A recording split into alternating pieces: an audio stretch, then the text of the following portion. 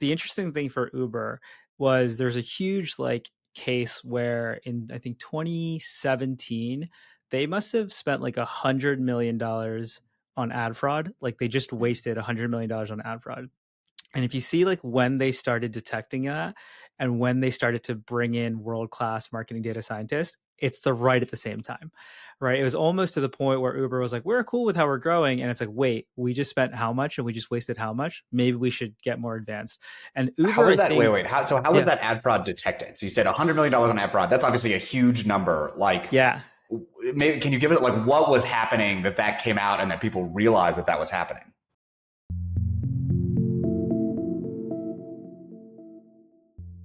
On today's episode, we dived deep into the philosophy of brand marketing and how to actually measure it. We talked about how Uber discovered $100 million of ad fraud, their testing culture, and some of the specific experiments they ran. We also touched on what steps you can take to avoid wasting millions of dollars on a bad brand campaign, quantitative versus qualitative ways of measuring brand growth, how surveys fit in, how to think about them, and a whole lot more. Let's jump in. Sundar, thanks for being here. Really excited to have you. I want to jump right into the content. We both, I think, talk a lot about the importance of experimentation, incrementality testing, specifically to understand what works and doesn't work in the context of marketing.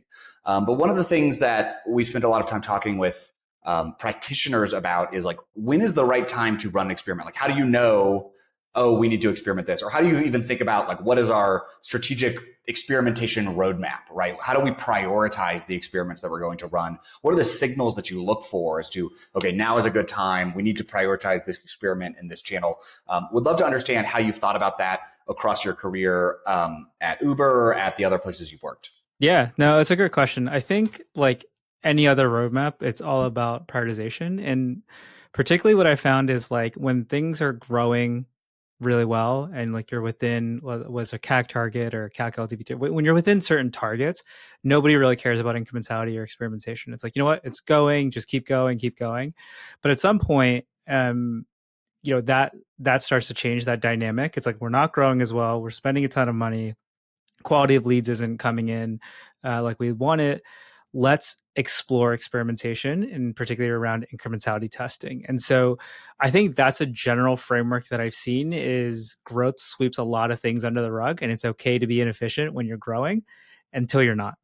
And I think that was always the sort of like catalyst for all the experiments I've run, especially when you look at the bigger paid channels, because they, in the beginning, when you launch a new channel, you can scale reasonably quickly. You start to hit, inefficiencies at larger spends.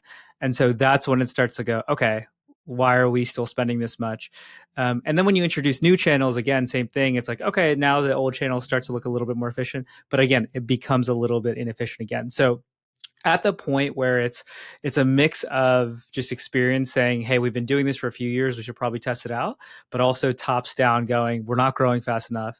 Let's see if we can save money somewhere. That's kind of the balance that I've seen. I think it's a really interesting point. And I've heard similar stories that may or may not be apocryphal, but like I was talking to someone and they were saying, yeah, at the early days at Facebook, it was still Facebook back then. They actually like didn't have a data team. Like a lot of people think about data as being this or Facebook as being this incredibly data driven organization, but actually Facebook was huge before they got like a dedicated data and analytics team. And the reason why was because they were just growing so fast. It was like no one needed to really like look that closely at the data. They were growing like 10% a week, which is just unheard of. And so it's like you don't need to do a lot of analysis in that context. And it sounds like that sort of has been your experience, at least at Uber and maybe at other like really rapidly growing places. If you have found that sort of product market fit, then you don't need to overthink it. Like just double down, keep doing what you've been doing, keep growing.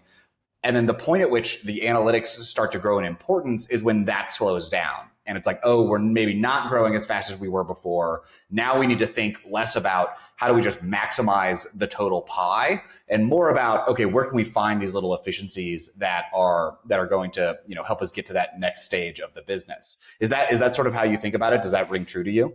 Yeah, that rings true. And I think there's 2 points for why, because like, so one, I want to share a story about when I saw Uber start to invest in marketing data science. I think is like really quite cool. But before I get to that, like if you just think about it from like, where should you prioritize from like a product analytics versus marketing analytics perspective?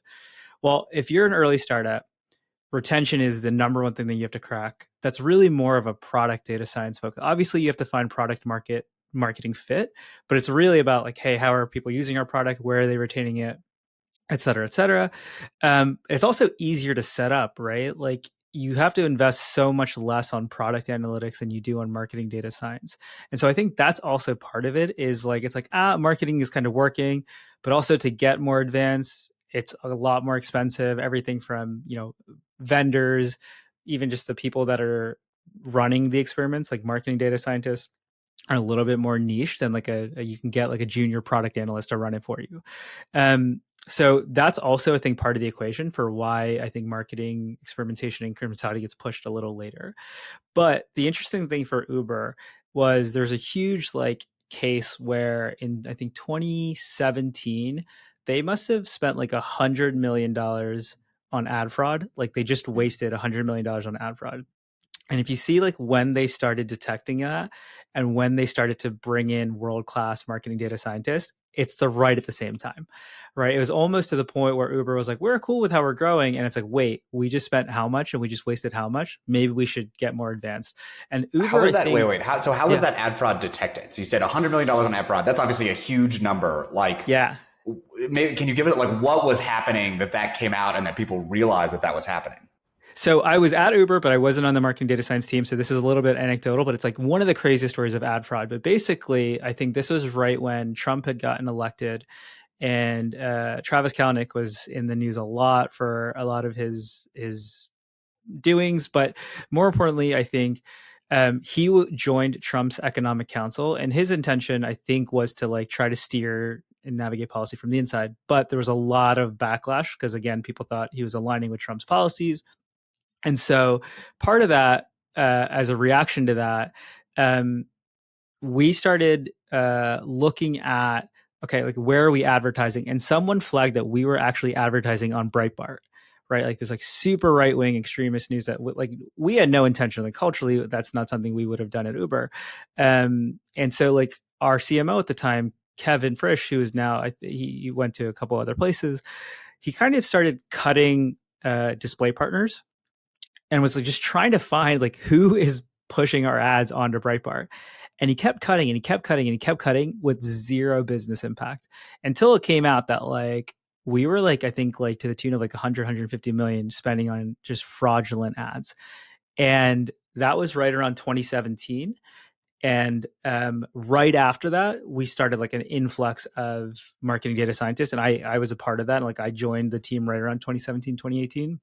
But like that's how it was detected. It was kind of crazy. It was just like a natural incrementality test where you just were cutting display partners to try to find who is doing this, and like the money, like the needle didn't move at all on our business impact. And so we're like, well, let's just keep cutting, keep cutting, keep cutting. Yeah, like no reason to turn it back on. No one said to turn it back on, exactly. And so yeah, I think a lot of times, and especially incrementality, like you like sometimes there's obviously a roadmap and it's proactive, and sometimes it's just like reactive, right? Like a pipeline goes down and you're like, wait, but nothing really moved. Maybe we should actually go explore this more like scientifically.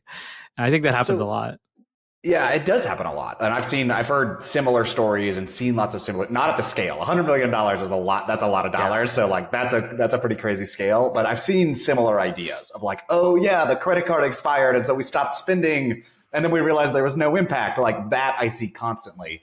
Yeah. What's really interesting to me, and we're going to start like diving a little bit less into like the technical side and more into like the sort of socio-political culture of organizations, is why don't organizations do that more often?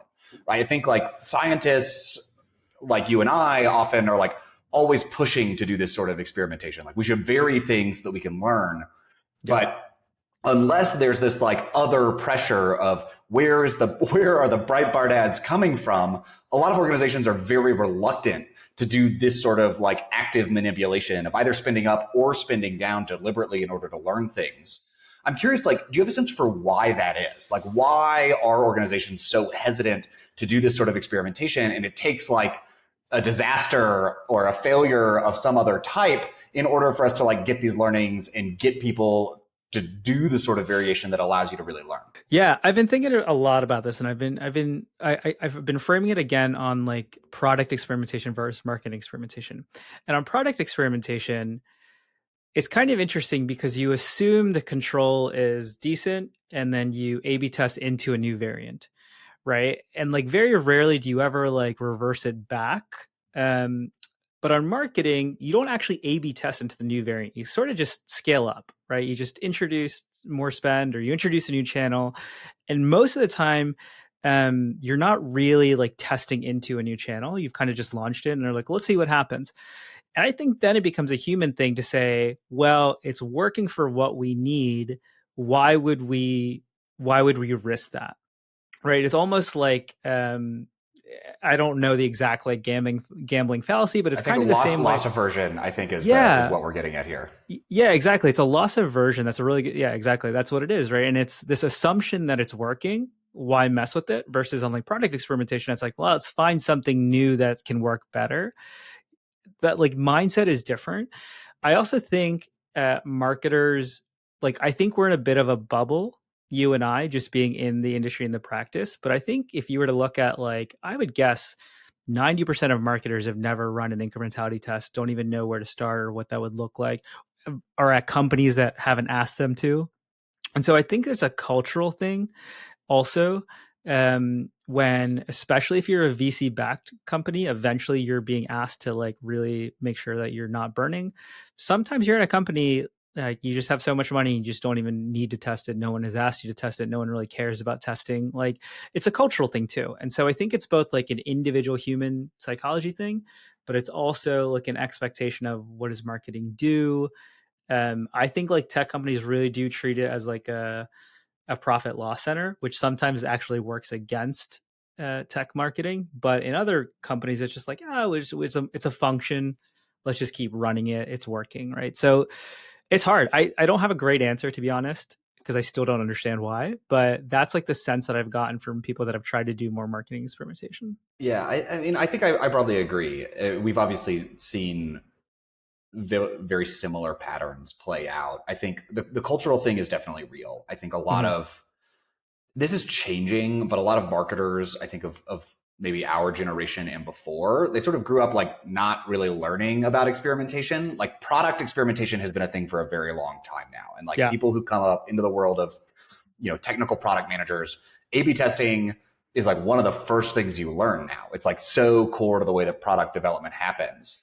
At least when I was in school, I don't think marketers really learned that much about testing. Like they learned a lot about the 4 Ps and different communication styles. And I spent a lot of time like talking about the philosophy of advertising, but a lot less about structured systems for consistently improving over time.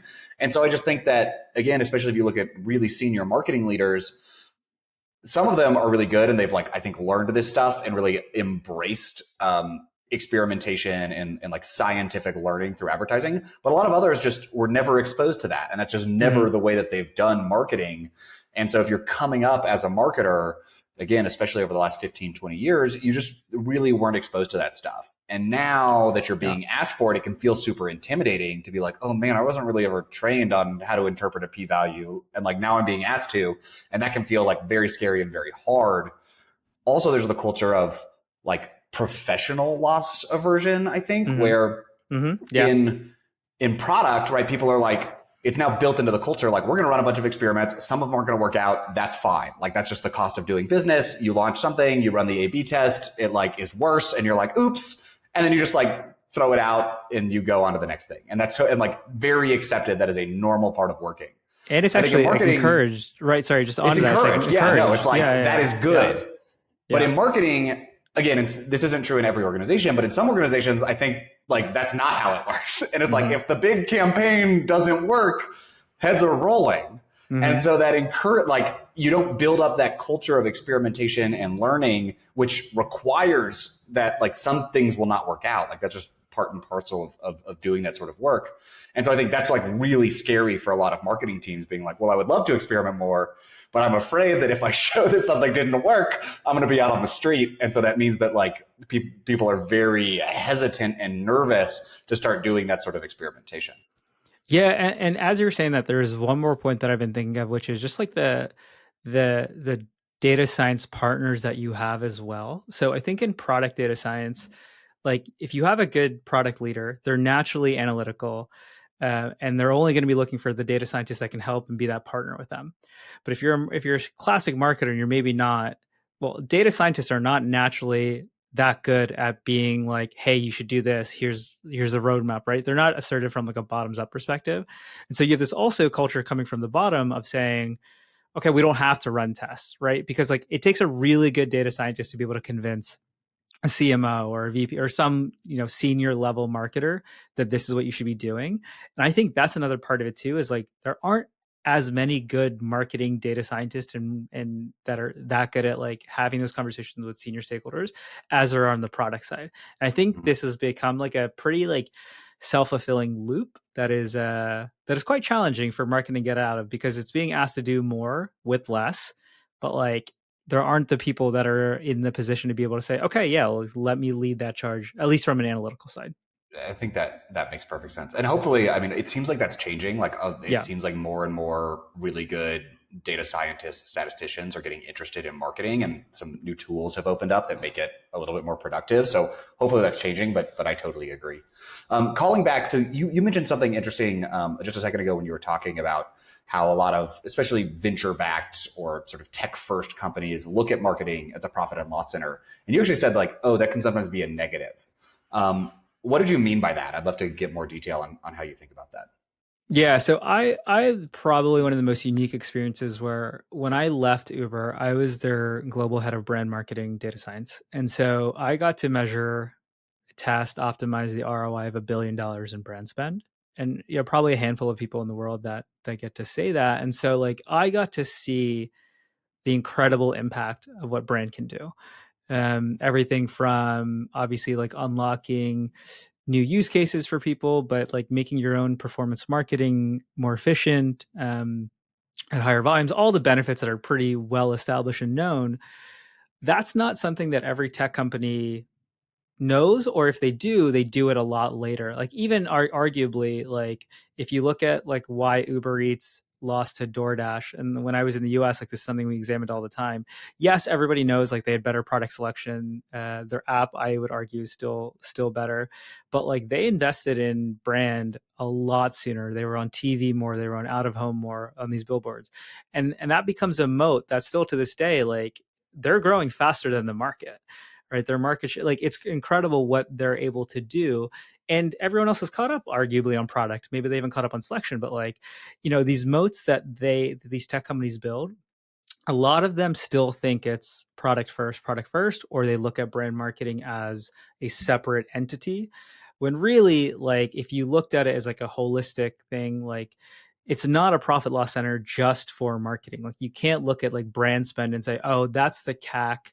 You should include brand spend on CAC, but I won't include it on like how much it impacts the full funnel, right? Like it's I think it's just this like disconnect where they look at it like a profit loss center, and so they're not willing to spend what it takes to continuously grow market share and continuously grow at like the CAGRs that they want and that the market is expecting. You can only really do that at some point with brand marketing in particular. And so that's where I think they look at it so short-term ROI focused and short-term profit focused, and they miss out on the longer-term benefits and impact. I am so excited we're going to turn to this topic because brand marketing is one of those things where philosophically I believe in it, but I think I also have seen such enormous amounts of waste on brand marketing that I think is a really subtle topic because I think on the one hand, one thing that I see people saying is like, brand is good. And I'm like, yes, agreed. And they're like, you should invest in brand. And I'm like, yes, agreed. And they're like, that means that you need to run this particular like TV ad that doesn't show your product. And I'm like, wait, what? How did we get like, that doesn't feel, it feels like there's a missing connection there. And I've seen, again, certain big name agencies come in. They're like, we're going to help you do brand. And the way that we're going to do it is through this $15 million media buy that's going to like win an award at Cannes. And it's like, wait, that maybe will work, but like that isn't like necessarily the thing. And so I think there's a couple of problems. So one is that different people mean different things when they say brand.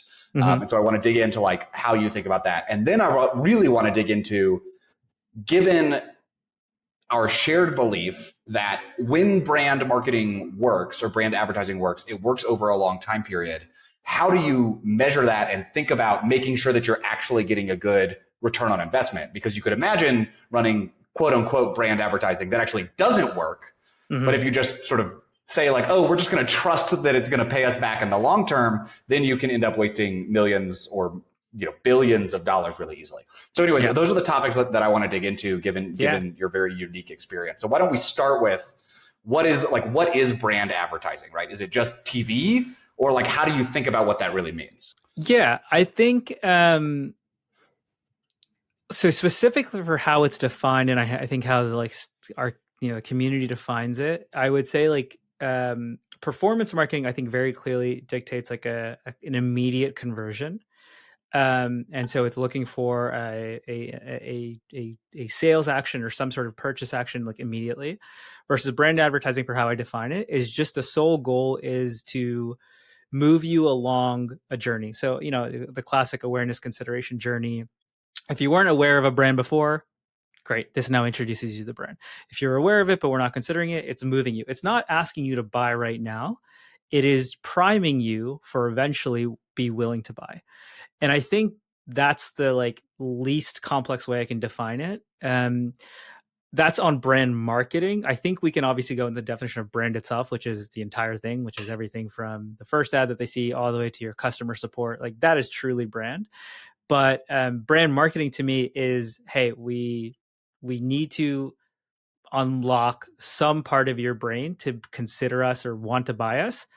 And it's either you don't know about us, you're not willing to consider us, you think the wrong things about us. Okay, fine, now you're willing to buy. And it's how do we break those steps down to get you further along the journey. Like that's how I look at product marketing. I mean, sorry, Okay, brand so marketing. Yeah. so brand marketing, you didn't mention any specific channel, right? It wasn't like No. brand marketing is TV or brand marketing is Subway ads. It's really just any type of marketing where the goal is to move someone through the sort of purchase funnel, right? Different people define it different ways, but I think we can all agree on the idea. And so from what you're saying, like it sounds like you can do brand advertising or brand marketing on any different channel. Is that right? Or how do you think about like what channels you are using for doing this different type of advertising? Yeah. So it's a really good question. My answer would be you can do it across any channel. Um, but like there's a reason why certain channels have become the brand channels, the default brand channels, like an out of home or TV, Subway ads, like you said. And I think there's two things, right? Let's start with email as a counter example. If you have a personalized opportunity to deliver something to somebody, you're going to do a bit of brand marketing, but it's going to be like a personalized brand marketing. So it's not really like at scale, right? Because you have individual details about this person, you have their individual record.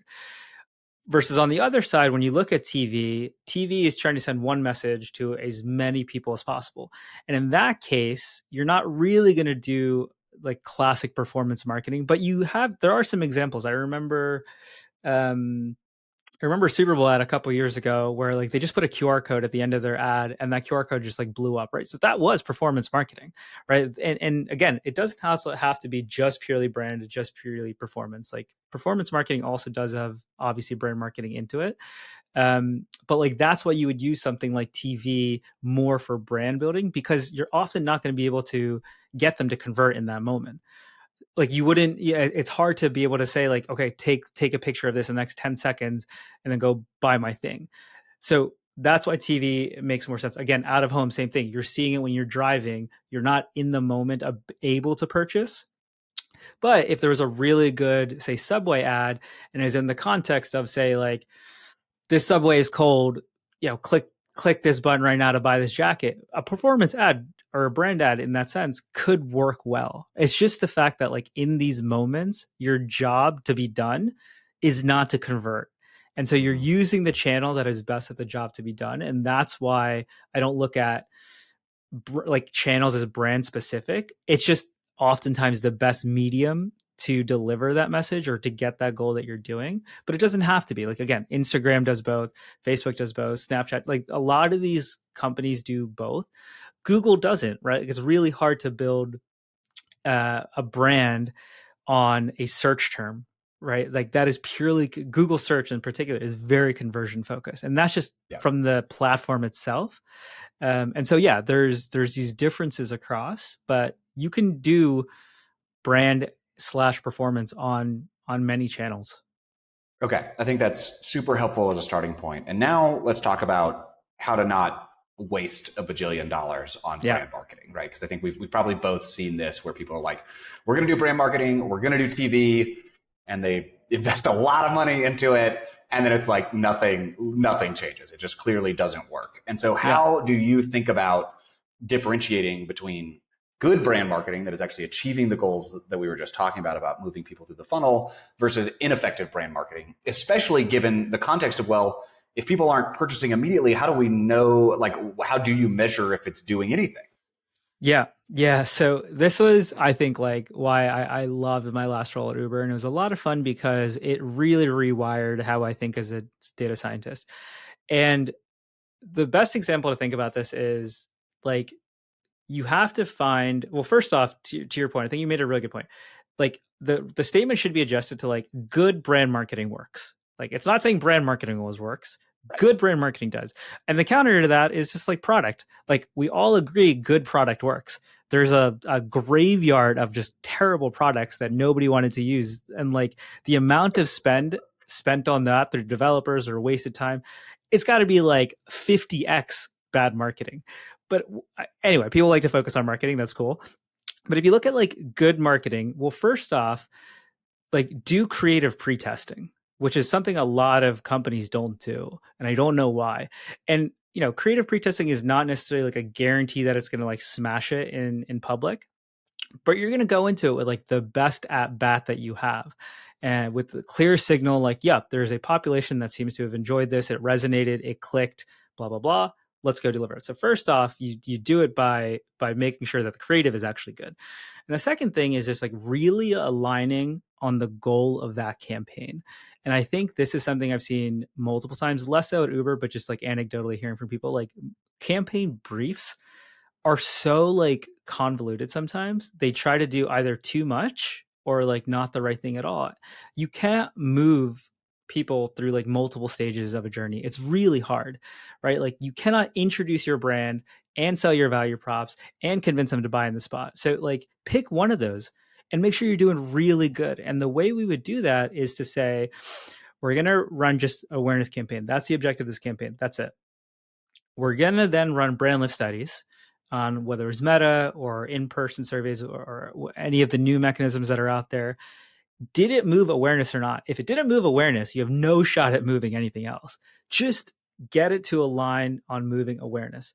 Okay, and then you bring in the next creative and it's, I need it to move consideration. Well, did it move consideration or not? And what you're doing is essentially moving the signal further and further up the funnel to align with what you're trying to do.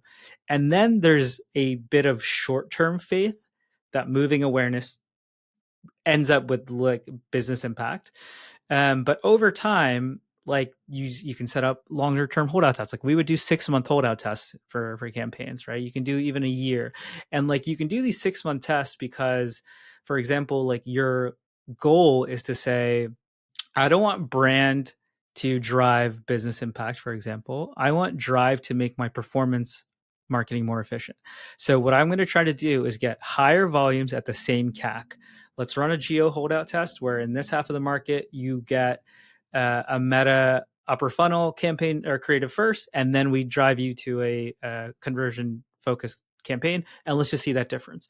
But again, there's an intent behind it. There's an objective. It's, I know this is not going to lead to ROI, but it is, or sorry, this is not going to lead to conversion, but it is going to lead to ROI through this other mechanism. And so if you put out good creatives that you've tested, and then you've got a decent experimentation plan that's aligned with a clear objective, here's, and sorry, the last thing too, I know I'm just going, is just, it's all based in customer insights. Like at the end of the day, if you're not identifying this is a problem that they see, or like this is how they want to be spoken to, just like product, you're also doomed. And I think that's the part that most people miss too. Like it's campaigns that aren't tested, don't resonate, aren't based on insights, and aren't moving the metric that they're supposed to. Well, of course, it's going to be shit. So like, there's three ways you can make it work, but there is a little bit of faith, especially in the short term, that it will move the needle. The last thing that I'll say is like what I found was really cool, and this is a campaign that we did. So we were running a big like brand campaign in the UK, and we run a brand lift study before the campaign launches to measure our baseline awareness. We run it in the middle of the campaign. Let's say it goes up 10%. And then for whatever reason, we had to turn it off in the middle. I forget what the reason was. And then we measured it just for fun, like 3 months later. And the awareness dropped right back to where it was before we even launched the campaign. It's like the campaign didn't even happen at all. And so part of it is you have to find the like ability and the like courage to be consistent at it, and I'm talking like at least 6 months, or it's not even running. Like if you can't convince anyone that you're going to be able to run this for 6 months, just like, you're better off not running it. And so part of it to me is also just having the conviction that consistency is what actually, like, how these mental structures are created. It's how people like change their perception. And again, you can measure that, but it's now a 6-month test instead of like your standard like 2-week test. Yeah. And it's just a very different time scale for people. Yeah. And I think what's interesting to me, like I agree with it, but I think you talk about this conviction, but you need the conviction alongside the continuous measurement to make sure that things are at least moving in the right direction. Yeah. Right. And so I like this idea of the 6-month test, but maybe you have like an out after 2 months. It's like, hey, after 2 months, we haven't moved awareness needle at all. Like, we're just going to pull it and we're going to go back to the drawing board. So that way it doesn't have to be, a $40 million test. You can have outs along the way to be like, look, if it doesn't seem to be working the way that we expect, then we can pull out. But we're going to go in with the intention of like, this is going to work. It's going to take some time, but we want to like verify along the way, giving us our best possible at bat, as you said at the beginning. Yeah, I would tweak that a little more to even say, don't go into it spending first 40 million to prove ROI. And like, what you first should do is prove that it moves brand awareness. And so if you don't have a study set up for that, and that takes 1 month, 2 months, probably even closer to 3 months to move brand awareness, right? Like, just launch a test as simple as you can. Just launch it just on, for example, Meta, and just say, what is this doing to, awareness on Meta, and use that as a proxy to say, okay, well, now we have a bit more signal to launch to more channels, blah, blah, blah. Then after it's been in market for a few months, then you can stagger on this like 6-month business incrementality test. But if you try to do all of, again, just like the campaign, the test also should only be measuring one objective. If it's, hey, my primary KPI is awareness and consideration and signups, well, people are going to pick and choose what result they want, right? Versus if you say, listen, the first 3 months, we're just trying to move awareness by X percentage points. Then we're going to layer on another 3 to 6 month test. And again, the companies that are doing this have the budgets, right? Like, we're not talking about like a $1 million brand campaign. That's these are 10s, 20s, 30s plus million. And so, for what it's worth, I have seen various brands try to run the $1 million brand campaign, again, with about the success that you would expect. Yeah, exactly. But like, you're at the point where you've hit scale, you've hit a lot of scale probably. Your ambitions far outpace what you're able to do in marketing right now. And so you have to treat this like you would like any other big bet, which is, this is our next big bet. We need some budget. It's got to be like an experimentation budget to fail. Try, see what works, see what sticks. And then you come in with the heavy, like, we know this works. Let's just stick at it for a while. So yeah, it's, again, education around marketing and brand building is always one of the toughest hurdles to pass for any of these types of tests. Totally. You mentioned this idea of like using surveys to really verify that whatever the campaign is actually moving the needle on awareness or consideration. One of the things that I think a lot of companies struggle with is that the surveys often don't move that much or are very noisy.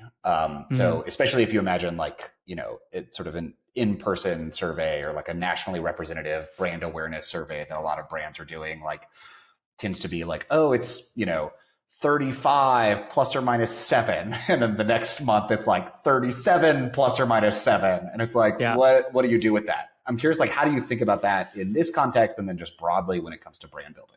Yeah, that's a really good one. I will say like I'm not as much of an expertise on like the surveys themselves and like how they're built, right? Like I think part of the challenge is like also just framing any of these things, whether it's survey or even an A/B test, it is still a probability, right? Like it's still about getting as much signal as you can to make the best decision, right? Even inherently, like people like understanding of confidence intervals, like everyone's like, it's like 90 for like, the definition of a confidence interval is not what most people assume it is. And so even just like saying like, okay, you can take 35 plus or minus 7, a couple months later, if we're not moving that baseline from 35 to 38 plus or minus 7, that's the signal. The signal isn't the plus or minus 7, it's the baseline going up, right? And so for me, I think it's okay, are there other proxies? Are we seeing more signups in this region? Are we seeing more signups year on year this month versus last month? Like it's triangulating signals like we do often in most marketing situations, right? It's trying to use this brand lift study as like one piece of evidence that probably has a little bit more qualitative, maybe a bit more like data, and combining it with the quantitative. So like it's not a science, right? I think this is the interesting part as like a data scientist. I think the biggest thing I've learned is marketing is a lot more art than science, than I even expected. And so this is like one of those examples where like a survey, like you just take it with like a bit of intuition, like a bit of like, okay, well, what were our expectations? Like, were we expecting to go from 35 to 50? Well, why? What do we bake into that? Like, then it's going back to that drawing board. Like, did we make a wrong assumption? Is our creative not good? And it's using that sort of like feedback loop to just get better at triaging signals. I think that at the end of the day is a lot what brand has to do is okay, these are the signals I have. Like I can't magically get better at measuring brand. There's not, net new things that have really come out. But like, how close are these to our assumptions? Why do they differ? Okay, the next time we do this, we got to get tighter on this window. Like that's kind of how I think about it. I don't know if that really answered your question though. I think it mostly answers it and gives us some interesting, again, just like more points to dig in on. I think one of the things that I really liked about what you said was this idea of like triangulation, right? And needing to Mm-hmm. look at all of the different data points you have and recognizing that like we don't always have the perfect answer that we want. For what it's worth, you said that it's more art than science. I actually think that that's the scientific process, right? In science Yeah. in general, we very rarely have the perfect answer to any particular question. We have to take the evidence that we have, the sort of cumulative amount of evidence that we have Mm-hmm. across different experiments that we run that might be noisy, across observational data that we have, and then use that to make decisions. That's the scientific process in a nutshell. That is what doing science really is. And I think what you're saying is just that it's often harder to do science in the context of this brand advertising because the signals are so noisy. Mm-hmm.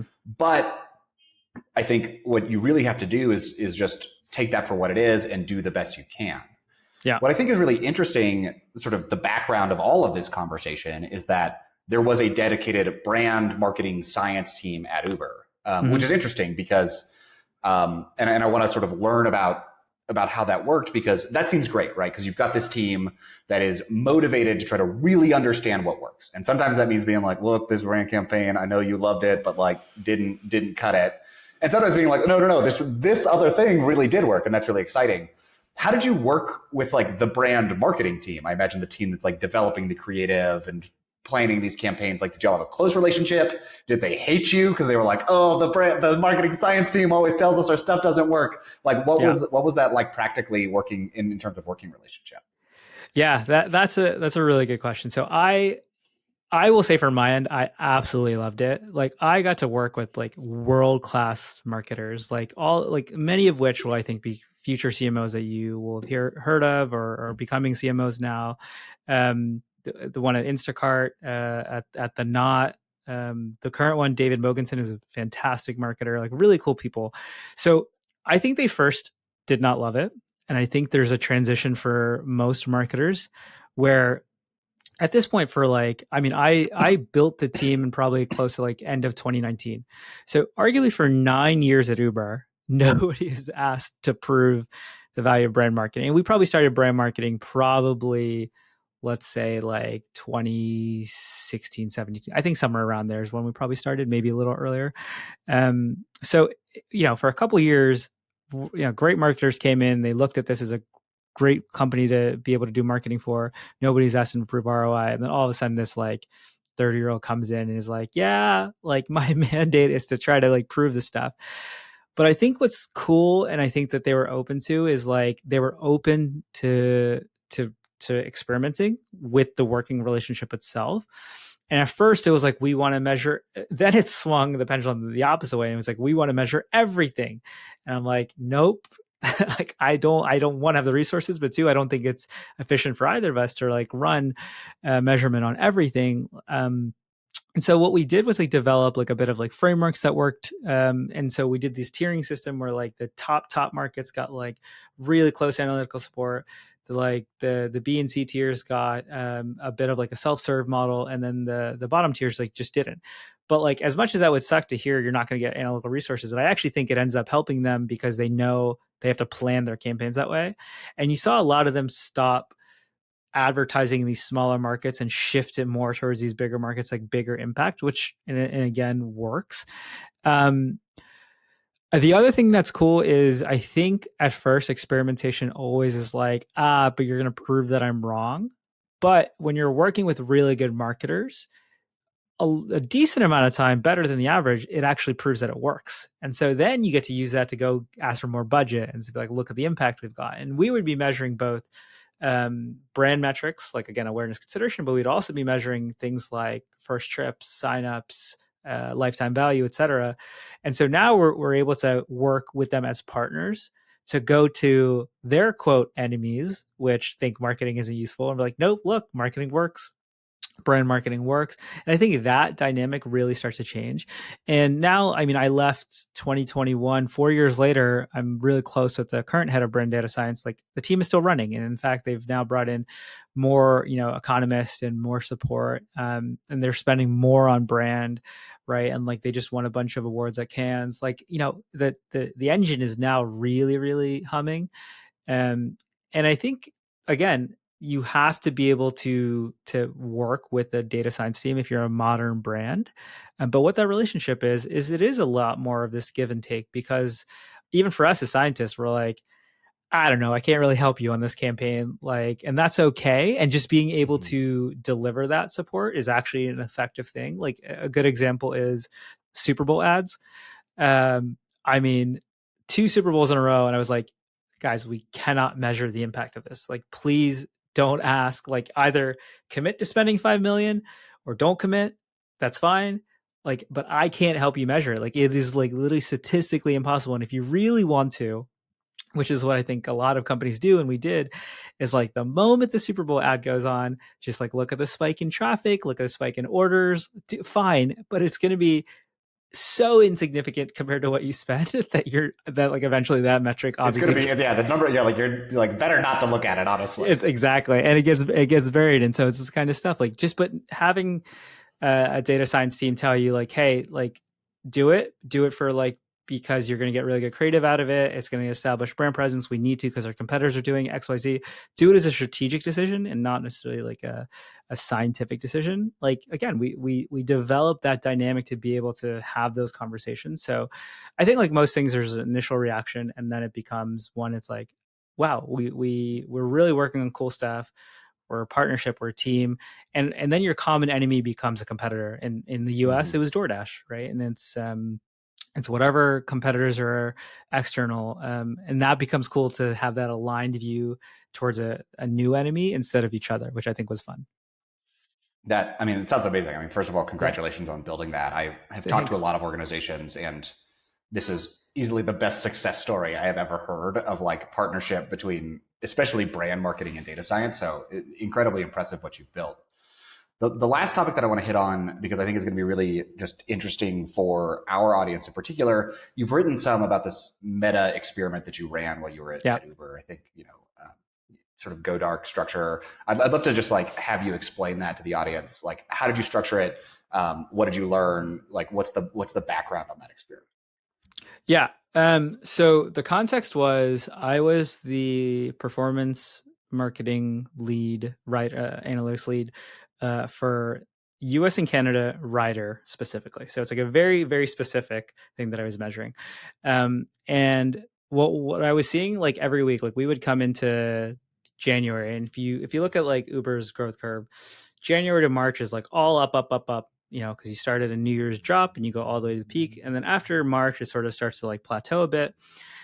And so our CAC looks incredible in Q1, in the first part of Q1. And it looks absolutely abysmal in like the later part of Q1 and start of Q2. And like, I think for us that are in the data science field, it's like, that doesn't really make sense. Like we've kept spend constant. There's not really a macro play. Like this is also in like 2018, like definitely pre-pandemic, maybe a bit of like the economic impact, but still, like you're just like, this doesn't make sense. And so what I did was I was like, hey, like every week I'd be asked like, what's going on? What's going on? What's going on? It's like this week I was like, oh, it looks like seasonality. It's like at some point you're like, you can't keep using seasonality as an excuse. And so I was like, just give me like a couple weeks. Let me like step away. And so I looked at it, and really what I saw was like spend was effectively constant, but like signups were not. And what was cool is we would measure signups on paid plus organic. We didn't do any complex, like I loved it. Like I tell so many founders these days, like Uber with all of its resources measured blended CAC. It works. And so like we looked at blended CAC and we're like, this is not moving the needle anywhere. And so I like brought the data to our CMO, ran it by like my VP of data science, who's like, yep, checks out. And then we're like, I think we need to go dark. The good thing was this is the same CMO that was part of the ad fraud part. So like he really intuitively, I think, was like, yep, that checks out. Like I think we're so tapped out. And the last piece, and apologies for jumping around a bit, was like I was also responsible for like the rider saturation analysis for US Canada. So basically, how penetrated were we in our markets? And the results, unsurprisingly, 8 years in with such a global household name, was like, yeah, everybody knows Uber. Everyone that wants to have signed up with Uber has signed up. And this is just rides, right? Not eats yet. Mm-hmm. And so when you combine this information, you again triangulate a bunch of stuff, you're like, yeah, I feel like Meta is pretty not incremental. And so the way we structured it was, and this is the part where I'm a little fuzzy. I'm trying to remember if we just used their conversion lift study or if we built our own and just did like a half geotest go dark. And that detail, I know it's annoying to not have, but I just don't remember exactly what we did because we ran so many tests. But the results came, essentially the same, which is Meta at that point was virtually non-incremental. And we also had like a world-class like MMM team, and who then like, reruns and reprocesses the numbers and says, yep, like, we think paid represents X percentage, a single digit percentage of our entire signups. So like all the pieces again, triangulating. And so we were like, okay, let's go dark on, let's just turn off rider conversion spend on Meta. And, we had so many other opportunities to like redistribute that. Like driver acquisition was still so important. We could still do rider acquisition in every other market. Uber Eats was becoming huge in the US. And so like, we're like, we'd much rather invest that in Uber Eats. And so, the decision ended up being pretty easy and like one of the easier decisions I like was able to like run up the chain. But yeah, that was the context behind that experiment in particular. I love it. And I mean, I think like the journey to the, like the experiment itself is almost sort of anticlimactic. It's like, yeah, we ran the experiment and it matched what we expected. So like, but what's really interesting is like the journey up to it, where it's like, okay, we just looked at the overall pattern in the data. It's like you look at overall spend, overall signups, what's going on. Doesn't seem to be much of a connection here. And you say like, well, what would that imply? Well, it implies that like the spend is not actually that incremental. So let's sort of, run the traps on that, make sure that we aren't missing something obvious. And then let's run an experiment and test it. And like that journey, it sounds so simple, but again, I think so few organizations do it. And what's really interesting, I think, especially here, is that Meta, I imagine, was probably like an enormous engine for growth during prior years, right? And so this is not like oh, we ran an experiment and Meta's a bad channel. Like this is like, no, no, No, no, no, no. no, For this market and this product for our brand and our amount of penetration, it just wasn't incremental at that point. But exactly. maybe 100%. today, maybe it is again. Like I don't actually know. Like Yeah. the competitive environment can change, all kinds of things can change. A new generation of people can come onto the platform. But so And you sorry, really one more thing to, go ahead. yeah. And sorry, one more thing to add to that too is also for that objective of the campaign, right? If we would Right. have redone that for upper funnel, totally could have, but for performance focus at that point, not incremental. Sorry, I didn't mean to Right. cut you off, but I think No. It's good to highlight. But I think sometimes I hear marketers be like, "Oh, we ran an experiment in this channel and it's bad, so that channel, it's a bad channel." And it's like that's not the right way to think about it. It's like no. for one particular brand at one particular point with one particular goal, as you're saying, it wasn't incremental, but other goals, other brands, other channels, other times, it totally can be. And so I think the lesson that I take away is that's why brands need to be experimenting more. Like you need to be constantly vigilant and thinking about what is incremental and what is not, and recognize that that's going to change over time. You ran an incrementality experiment 2 years ago that has probably hopefully, especially if you've been growing, that probably has very little to say about what's actually incremental today. And so you need to be constantly thinking about what might have changed. How are we going to verify or check that as we are thinking about planning for our marketing budget over the coming years? Yeah, 100%. I mean, I think you brought it up before too, which is like there's like only good brand works, like good brand marketing. And then in this case, like channel wise, like to me, there are no bad channels. Like there are only bad marketers within those channels. Because if you even think about like something like Meta, I mean, they are a world-class engine. Like you cannot dispute the capabilities that they have with targeting, with everything that they can do. So it's foolish to think they're what's wrong, right? If it's not working for you, like it's just like scientifically to me, I'm like it doesn't make sense.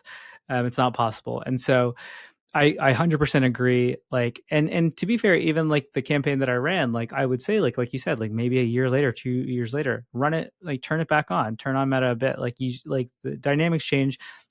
And I think that's the part that many, not even marketers, but just like practitioners in general fail to understand is like incremental A/B tests. Even they only apply to the moment that you ran them in, right? Like you're theoretically supposed to rerun these A/B tests like once every like maybe not 3 months, but like once every 6 months, because like the whole new like dynamic changes. And it's why so many times you see A/B tests where people are like, I had 10 A/B tests that were all 5% up. Like, why isn't my product up 50%? Well, rerun it now, and that A/B test is probably not going to be another 5%, right? And so I totally agree. Like, it's so situation specific, so context specific. Like, there's so much at play, and a lot of it is not in your control. Like you said, how much your how much your competition spends, how people perceive you versus your competition. Like, there's so many factors. It's marketing data science is very tough. It is very tough. And that is a great note to end on. Sundar, we've gone like the full hour and just, I feel like I could ask you 100 more questions, but I know you have to get back to your life. Thank you so much for joining us. This was an amazing conversation. We got like really into the weeds on some really interesting topics that I think are, really hot right now around brand marketing, around experimentation. I just can't thank you enough. I think this is going to be an amazing episode. Thank you for joining us. Yeah, thank you for having me. It's been a pleasure.